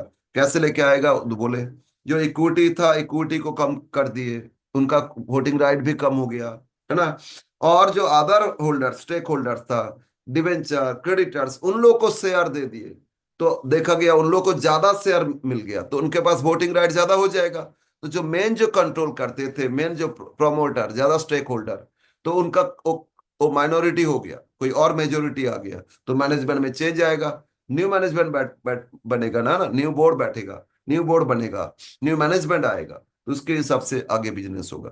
तो ये दोनों चेंज हो जाता है, समझ में है ना।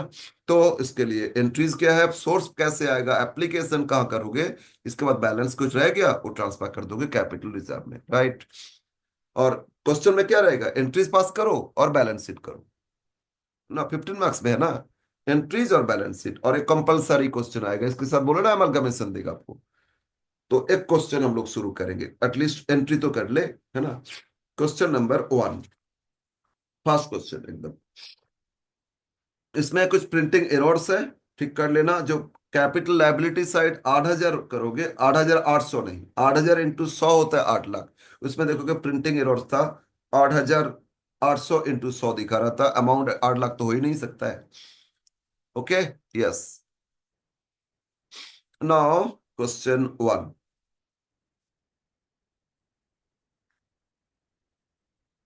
The balance sheet of mini limited on December 2011। आपको हो सकता है क्वेश्चन में बैलेंस शीट शेड्यूल 3 फॉर्म में दे दे या ट्रेडिशनल फॉर्म में दे, लेकिन जब बैलेंस शीट करोगे आंसर में, वो शेड्यूल 3 के हिसाब से ही करोगे, क्वेश्चन के हिसाब से नहीं, ठीक है ना। वो ऑलवेज शेड्यूल 3 के हिसाब से करोगे, यस। तो कंपनी में 8,000 कैपिटल था, equity 100 is 8 lakh, 5% debenture 100 is 13,80,000, creditors था 4,50,000, और टैक्स था, क्रेडिटर्स फॉर टैक्स मतलब आउटस्टैंडिंग टैक्स, टैक्स पेमेंट करना बाकी था। और एसेट साइड देखो, फिक्स्ड एसेट सभी एसेट्स तो दी है, लास्ट में है प्रॉफिट एंड लॉस, देखो लॉस कितना दिया है, एसेट्स में दिए रहे मतलब लॉस है, लायबिलिटी में होता तो प्रॉफिट हो जाता, लेकिन शेड्यूल 3 में देगा तो बैलेंस शीट में ही रिजर्व एंड सरप्लस में ही दिखाएंगे, लायबिलिटी वो नेगेटिव कर देगा, reserve and surplus negative loss है, इसीलिए ये दिखाएगा, ठीक है ना। बट कैपिटल से रिड्यूस नहीं करते, तो अलग से दिखाते ना रिजर्व एंड सरप्लस। ओके, तो इस लॉस को एलिमिनेट करने के लिए, देखो कैपिटल से ज्यादा लॉस है, कितना सिचुएशन खराब है तब। तो the company being in a bad way and arrangement of the following lines have been agreed upon.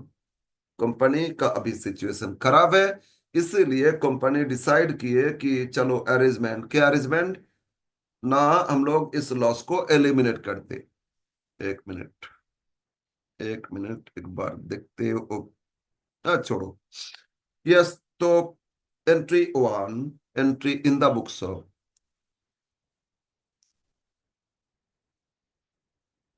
In the books of company का नाम है mini limited,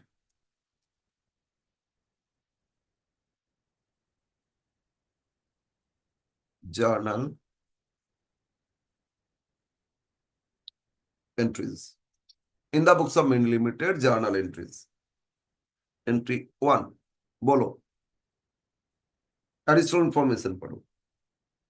The equity shareholders are prepared to have their capital reduced to 5% of the present share holding। ठीक है, तो capital reduce to 5%, तो बोलो तो 100 rupees का था, 5% तो 5 हो गया, तो रिड्यूस कितना 95। तो equity share capital ₹100 account debit, तो बोलो कितना था, 8,000 इंटू 100, 8 लाख ओल्ड वैल्यू, ठीक है ना। टू इक्विटी शेयर कैपिटल, 5% क्या होता है, 5,000, 5 होता है ना, और 8,000 इंटू 5 तो ये हो गया 40,000, और balance to capital reduction, to capital reduction account. तो बोलो 8 लाख में से 40 हो गया, तो 7,60,000 ये रिड्यूस हो गया ना कंपनी। यस, मतलब कैपिटल रिड्यूस हो गया ना, इक्विटी शेयर कैपिटल को रिड्यूस कर दिए। ये था फर्स्ट एंट्री। नरेशन एक बार इसमें लिख देते हैं, बाकी सब में आप नहीं लिखेंगे। बिंग कितना, 8,000 equity shares, ₹100 each, reduced to 8,000 shares, ₹5 each। क्योंकि कोर्ट्स का अप्रूवल से ही होता है रिकंस्ट्रक्शन, ठीक है ना। As per board's resolution, board का डिसीजन से कुछ मतलब नहीं है, ये कोर्ट का अप्रूवल होगा तभी आप करोगे, इसलिए इसमें as per board's resolution number dated नहीं, as per approval of court. Okay, second, अब आ जाओ, हो गया इक्विटी रिड्यूस कर दिए। सेकंड बी, डिबेंचर होल्डर्स, इसमें प्रेफरेंस है नहीं। Debenture holders are agreeable to have their claim reduced to 50%। Debenture holders भी बोल रहे हैं हम लोग भी आधा छोड़ देते, है ना, रिड्यूस किया कितना, 50%, हो गया 50%, मतलब रिडक्शन भी 50%। And which is to be satisfied, ये जो 50 आधा कर दिए, 1380 का आधा, अब बोल रहे इसमें से जो आधा इन लोग का क्लेम हो गया ना, वो आधा को फिर पे करना है, हाफ मॉर्गेज डिबेंचर और हाफ प्रेफरेंस शेयर, ठीक है ना। तो एंट्री करते, पहले था 5% डिबेंचर, 5% डिबेंचर डेबिट। क्या इन लोग का आउटस्टैंडिंग इंटरेस्ट था क्या, नहीं, लाइबिलिटी में नहीं था आउटस्टैंडिंग इंटरेस्ट, तो सिर्फ डिबेंचर है, आउटस्टैंडिंग होता तो वो भी डेबिट करते। 13,80,000, अब क्या बोले, आधा, आधा लोगों ने रिड्यूस कर दिया, तो पहले रिडक्शन में जो उतना फंड में लिख देते, टू कैपिटल रिडक्शन।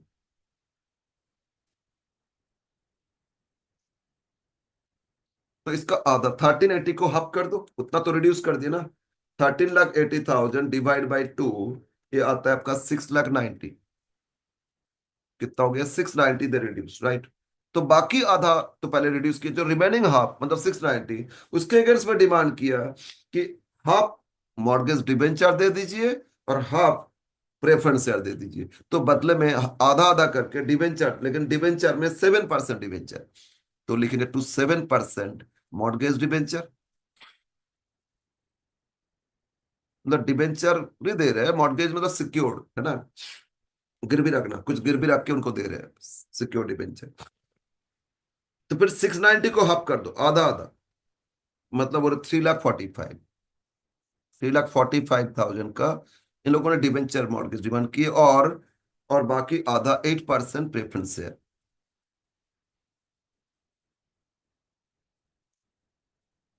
इन लोगों ने पार्टिसिपेट नहीं करना चाहते मैनेजमेंट कंट्रोल में, लेकिन इन लोगों ने डिबेंचर के बदले में कुछ डिबेंचर भी ले रहे हैं और कुछ प्रेफरेंस शेयर भी ले रहे हैं, 345।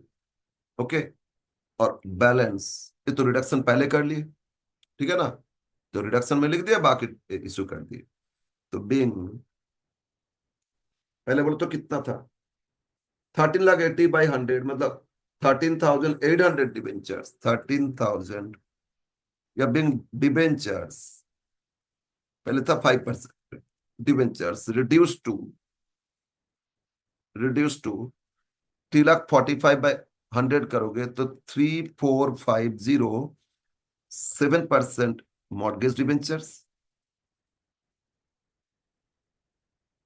₹100 each, फेस वैल्यू 100 ही रखे लेकिन नंबर रिड्यूस हो गया ना। एंड 3,450 डिवाइड बाय 100 है ना, तो इतना इतना 8% preference shares, ₹100 each, as per approval of court. Okay, तो डिबेंचर का क्लेम सेटल हो गया। नेक्स्ट, अब एडजस्टमेंट सी में आ जाओ। Creditors forgo 20% of their dues, लेकिन क्रेडिटर्स बोल रहे हैं हमको इक्विटी दीजिए बैलेंस के लिए, तो क्रेडिटर्स को इक्विटी देंगे। अब कंट्रोल चेंज आ जाएगा, क्रेडिटर्स के पास वोटिंग राइट आ जाएगा, तो ऑब्वियसली मैनेजमेंट में भी चेंज आएगा, तो वो अपने आप हो जाता है, उसके लिए एंट्री में कोई प्रॉब्लम नहीं है ना। तो क्रेडिटर्स को रिड्यूस करना है, एडजस्टमेंट 3 पर क्रेडिटर्स छोड़ दिए, फॉरगो कितना 20%, तो 4.5 लाख 90,000 तो छोड़ दिए, और जो बैलेंस अमाउंट उसके अगेंस्ट में क्या डिमांड किए, इक्विटी दीजिए, तो एंट्री करो क्रेडिटर्स डेबिट, पूरा क्रेडिटर्स डेबिट कर दो। कितना था, 4,50,000, ठीक है। एक और क्रेडिटर्स फॉर टैक्स दिए, वो तो टैक्स लाइबिलिटी होता है, वो क्रेडिटर्स थोड़ी होता है, वो इसमें नहीं, इसमें कुछ हुआ ही नहीं सेटल, वो as it is balance sheet में रहेगा। 4,50,000 to equity share capital, they demanded कि हम लोग का जो बैलेंस है इक्विटी दीजिए, और उन्होंने 20% छोड़ दिए, तो टू कैपिटल रिडक्शन है कौन, पहले 20%, 4,50,000 20% कितना होता है, 90,000, तो इन लोगों ने छोड़ दिए, तो 90 लेस करो, 3,60,000 इन लोगों ने डिमांड किए ये हम लोग को शेयर दीजिए, राइट। एक बार देखो तो यहाँ कैपिटल कितना हो गया बोलो, सिर्फ 40,000, बाकी तो रिडक्शन है ना, मतलब कितना, 4,000 शेयर था, 40,000, तो उन जो एग्जिस्टिंग, सॉरी 8,000 शेयर था ना, 540, अब इनको बोलो 3,60,000/5, कितना ज्यादा शेयर दे देंगे, तो अब तो मेन कंट्रोल यही करेगा, इनके पास तो मेजर शेयर आ गया है ना। तो पहले जो कंट्रोल कर रहे थे मेजर शेयर, वो माइनॉरिटी होल्डर्स हो गया, उनके पास वोटिंग राइट तो रहेगा, लेकिन कंट्रोलेबल शेयर्स वहां से खत्म हो गया। तो आप अब देखो, ये जो क्रेडिटर्स यही बिजनेस चलाएंगे, तो मैनेजमेंट में चेंज आ जाएगा, तो इसी तरह चेंज लेके आता है, बट चेंज के लिए ना देखना नहीं होता, ऑटोमेटिकली कुछ न्यू इशू करेंगे हो जाएगा, वो देखना नहीं होता है, ठीक है। बस रिडक्शन, मेन तो लॉस एलिमिनेट करना होता है। तो being creditors, being creditors reduced claim by 20% and balance issued by, एक बार 3,60,000 को डिवाइड कर दो, 3,60,000 डिवाइड बाय कितना, 5, मतलब 72,000 शेयर्स, ₹5 इच, है ना। बोलो मेन एग्जिस्टिंग शेयर कितना था, 8,000, और इनके पास आ गया 72,000 शेयर, तो अब तो यही क्रेडिटर्स जो था वही तो कंट्रोल करेंगे ना, as per approval of court.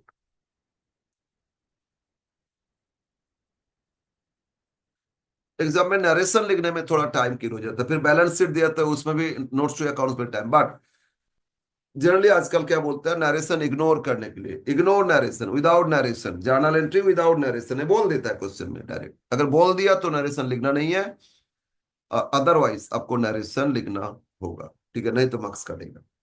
Okay, अब फाइनली लास्ट लास्ट एडजस्टमेंट पर डी, एसेट्स रिड्यूस्ड, तो देखते हैं कितना सब क्या रिड्यूस हो रहे हैं या इंक्रीज भी हो रहे हैं।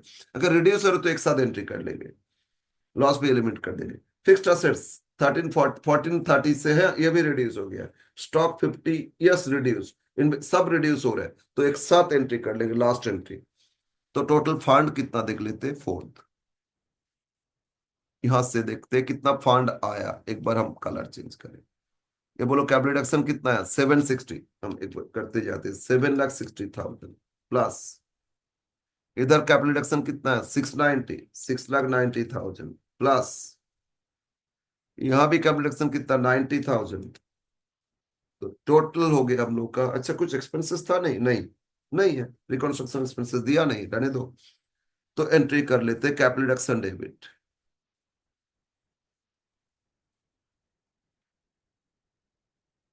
Capital reduction account debit to, कितना कैपिटल रिडक्शन? 15,40,000। रिडक्शन है कितना? 15,40,000, राइट। टू, अब सारा एसेट्स जो डिक्रीज हो रहा है लिखते हैं, to fixed assets. To fixed assets, assets हो गया 11 लाख। 1430 से 11 तो 3,30,000, ये फिक्स्ड एसेट्स रिड्यूस हो गया।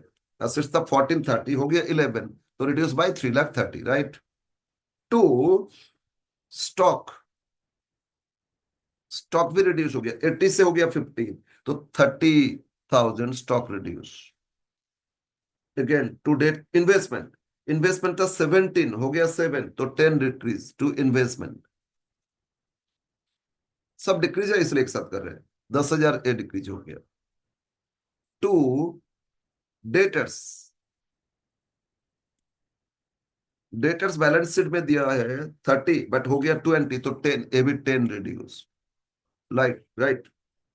और ऑब्वियसली लॉस एलिमिनेट करना है, ये बोला नहीं, लॉस ही तो एलिमिनेट करना होता है। टू पीएल, एसेट से क्या गुडविल है? नो। Other fictitious? नो। तो to profit and loss account, जो लॉस था उसको एलिमिनेट करना पड़ेगा। लॉस है 10,70,000। ओके, अब बैलेंस कुछ बचेगा फंड, उसको ट्रांसफर कर देंगे कैपिटल रिजर्व में। सरप्लस कुछ फंड है तो कैपिटल रिजर्व, एक ही साथ सारा एसेट डिक्रीज था, तो लॉस भी तो डिक्रीज करना होगा ना, तो एक साथ कर लिए और बैलेंस कैपिटल रिजर्व में ट्रांसफर कर देंगे। तो 1540 से लेस करो 330, 360, 370, 380, 3,80,000, फिर माइनस करेंगे 11 लाख, 10,70,000, तो बैलेंस 90,000 बैलेंस बचा है, तो कैपिटल रिजर्व में ट्रांसफर करेंगे। समझ में आया? Being, being losses written off, ठीक है, and balance fund transfer to capital reserve. Okay, complete journal entries. तो नरेशन हम अब आगे जो क्वेश्चन सॉल्व करेंगे उसमें नरेशन नहीं लिखेंगे, बस यही है, एज पर रेजोल्यूशन नहीं लिख के as per approval of court लिखोगे, और जो भी मैटर्स है वही चीज लिखना। रिड्यूस टू न्यू क्या दे रहे हो दे दे लिख देना, कितना शेयर दे रहे तो वो लिख देना, डिबेंचर तो कितना डिबेंचर दे रहे न्यू वो लिख देना, cash paid, paid balance in cash, और transfer balance in cash as per approval of court, right. और यहाँ लास्ट में यहाँ से return of loss, return of, ये लिख देना। Okay, yes. ना इसमें बैलेंस शीट करना है, तो अब हम लोग इसका बैलेंस शीट करते हैं।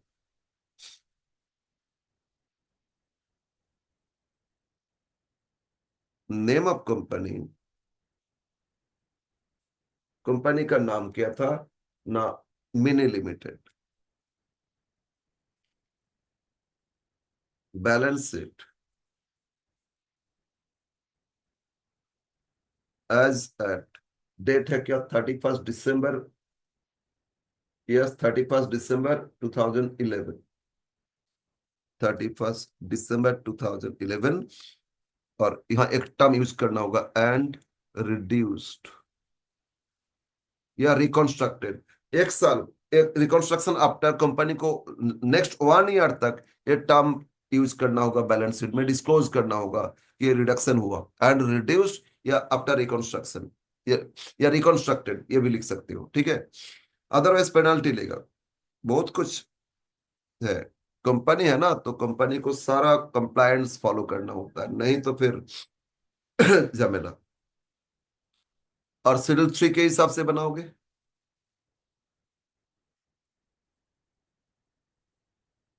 Notes number, amount and particulars, right. तो बोलो, शेड्यूल 3 के सबसे पहले लाइबिलिटी लिखोगे,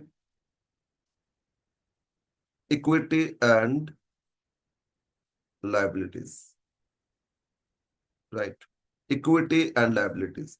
तो इक्विटी लाइबिलिटी का point one, share holders fund,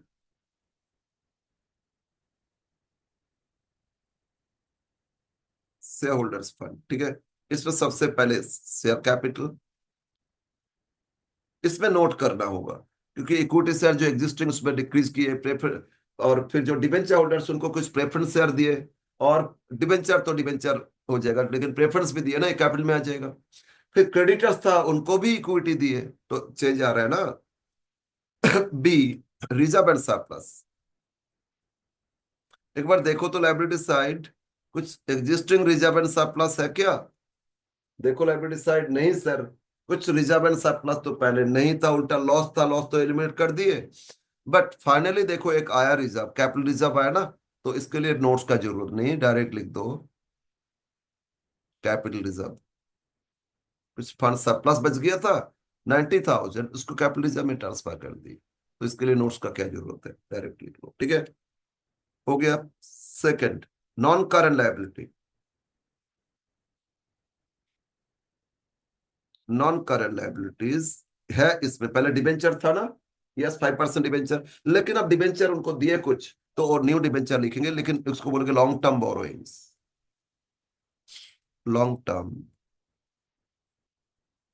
borrowings. अब एंट्री में आते हैं, ये लायबिलिटी है ना, डिबेंचर लायबिलिटी है, तो न्यू डिबेंचर कितना इशू किए, पुराना डिबेंचर तो क्लोज हो गया, रिडक्शन इतना, ये 7% मॉर्गेज डिबेंचर कितना, 3,45,000, राइट, या कितना इशू किए, 3,450, 7% मॉर्गेज, ठीक है ना, ये लिख दो इसमें, 3,450, 7% मॉर्गेज डिबेंचर्स, ₹100, तो 3,45,000। ओके, नाउ अब थर्ड, करंट लायबिलिटी। नेक्स्ट है करंट लायबिलिटी। करंट लायबिलिटी में क्रेडिटर्स था और creditors for tax, but creditors देखो, क्रेडिटर्स कितना था 450, वो पूरा डिक्रीज कर दिए यहाँ। देखो क्रेडिटर्स डेबिट हो गया मतलब डिक्रीज हो गया, तो क्रेडिटर्स और आएगा नहीं, उन्होंने जितना रिड्यूस किया तो फंड में चला गया, लेकिन ये जो कैपिटल हो तो इक्विटी में ऐड हो जाएगा, तो क्रेडिटर्स खत्म। हाँ, उनको इक्विटी दिए, इक्विटी कैपिटल बढ़ जाएगा, और तो क्रेडिटर्स नहीं बोल सकते ना, तो नहीं, लेकिन इसमें एक है क्रेडिटर्स फॉर टैक्स, तो other current liability, other current liability में दिखा दोगे creditors for tax, actually tax liability better होगा बोलोगे, क्रेडिटर्स बोलते, लिक्विडेशन में सबको क्रेडिटर्स बना जाता है, और डिबेंचर ये सबको क्रेडिटर्स मानते हैं, ठीक है। बट यहाँ हम लोग क्रेडिटर्स फॉर टैक्स मतलब टैक्स लायबिलिटी कितना, 10,000, इसका कोई सेटलमेंट हुआ ही नहीं, तो एज इट इज। ओके, ये हो गया आपका लायबिलिटीज टोटल। अभी टोटल नहीं कर सकते क्योंकि नोट वन बाकी है, अब एसेट्स लिख लेते हैं, नोट वन करेंगे तभी आएगा ना, यस। अब एसेट्स,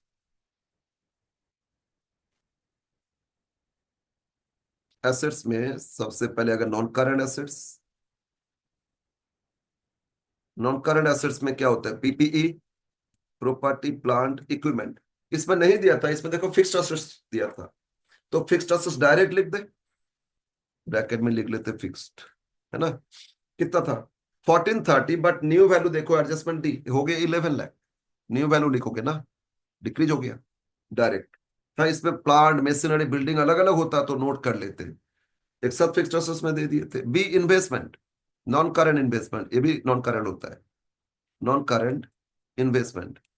इन्वेस्टमेंट देखो 17,000 था, लेकिन एडजस्टमेंट डी देखो, इन्वेस्टमेंट का वैल्यू हो गया अब 7,000, 10,000 रिड्यूस किए थे ना, तो ये नॉन करंट एसेट्स कंप्लीट, बाकी सारा current assets, stock, debtors, bank, है ना। तो अब सेकंड करंट एसेट्स,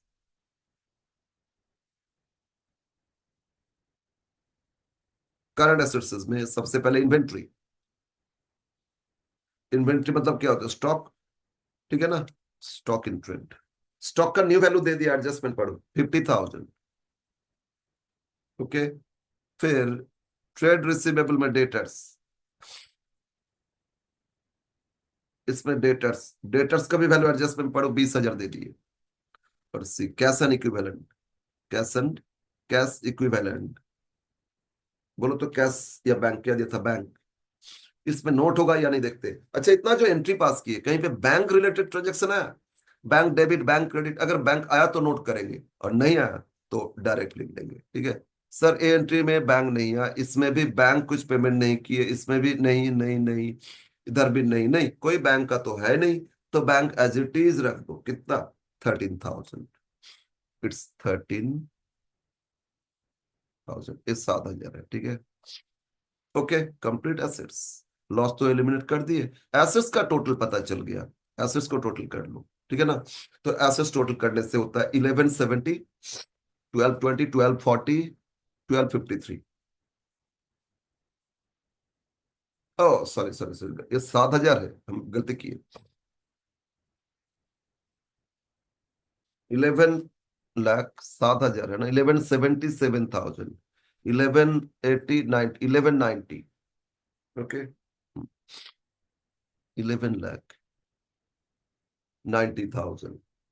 तो इधर भी आएगा 11,90,000। यहां से 3 माइनस कर देंगे, कैपिटल मिल जाएगा, लेकिन नो नोट पे दिखाएंगे, फिलहाल कर लेते है ना। तो 11,90,000, इससे माइनस कर देते 3,40,000 और 1 लाख, मतलब 4,45,000, 4,45,000। तो इज इक्वल टू 7,45,000। तो कैपिटल का एक नोट करना होगा, बाकी सब तो आ गया है ना। बस एक नोट करोगे, कंप्लीट हो जाएगा। Notes to accounts 1।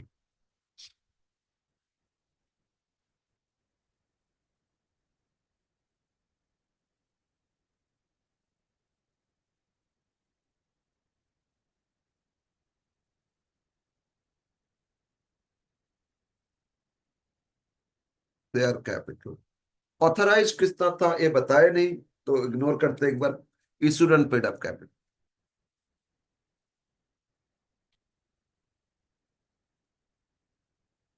Issued and paid up capital. तो यस बोलो, इक्विटी शेयर कितना था और लिख लेते। 8,000 equity shares,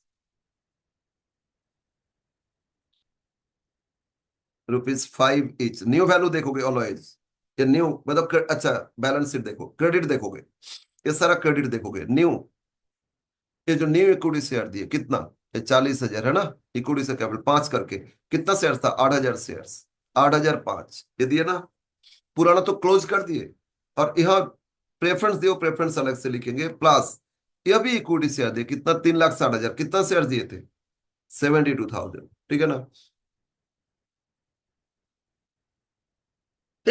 sorry, 8,000 share 5 etch, तो ये 40,000। और प्रेफरेंस को इशू, सॉरी क्रेडिटर्स को इशू किए 72,000 equity shares, ₹5 each, sorry, issued to creditors, ठीक है ना। इसको इशू के क्रेडिटर्स को 70, तो 3,60,000। सोचो आप, जो मेन होल्डर्स मालिक, उन लोगों के पास 8,000 शेयर रहा, और क्रेडिटर्स के पास कितना ज्यादा शेयर हो गया, तो अब बोलो कंट्रोल चेंज हो गया ना। सॉरी, 360/40, तो ये 4 लाख। सेकंड, प्रेफरेंस शेयर्स, जो डिबेंचर होल्डर, फिर ओ एंट्री में आते डिबेंचर होल्डर, तो पुराना जो डिबेंचर तो डेबिट कर दिए, न्यू डिबेंचर तो लिख लेते। या 8% प्रेफरेंस शेयर, 3,450 शेयर, ये भी 345 इशू किए ना, वो कैपिटल में आ जाएगा। तो हाँ, second preference share, sorry, issued and paid up capital के अंदर ही है। ए बी दोनों इक्विटी शेयर था। सी, 3,450, 7%, सॉरी 8%, 7% डिवेंचर था, 8% प्रेफरेंस शेयर कैपिटल, ₹100 इच। तो हो गया 3,45,000 कंप्लीट, 7,45,000 टोटल। तो शेयर कैपिटल आया कितना, 745। ऑलरेडी मैं हम लोगों ने बैलेंस लिख चुके थे, 745, और नोट में कर दिए, ठीक है। यस, ये था चैप्टर रिकॉन्स्ट्रक्शन, इंटरनल रिकॉन्स्ट्रक्शन या reduction of share capital, right. तो इसमें क्या करना होगा आपको, आपसे पूछेगा जर्नल एंट्रीज, जर्नल करोगे, इसके बाद after reconstruction balance sheet, after reconstruction जो बैलेंस शीट एंड रिड्यूस्ड या आफ्टर रिकंस्ट्रक्टेड या मेंशन करोगे। और और इसमें सारा न्यू वैल्यू रिड्यूस वैल्यू लिखते जाओगे, ठीक है। इंक्रीज तो इंक्रीज, एसेट्स में कुछ इंक्रीज हो गया, ऐड करके वैल्यू लिखोगे, डिक्रीज तो डिक्रीज वैल्यू लिखोगे, और बैलेंस से फिर टैली हो जाएगा। बस ये था चैप्टर। आप लोग क्वेश्चन 2 करोगे। क्वेश्चन 2 ना सिर्फ एंट्रीज करके रख देना, इसमें एंट्रीज ही पूछा है। और हम नेक्स्ट डे हम लोग आगे क्वेश्चन सॉल्व करेंगे। सिर्फ एक ही क्वेश्चन होमवर्क दे रहे हैं, क्वेश्चन नंबर 2 होमवर्क करके रखना। कंटिन्यू करेंगे नेक्स्ट क्लास फिर, ठीक है।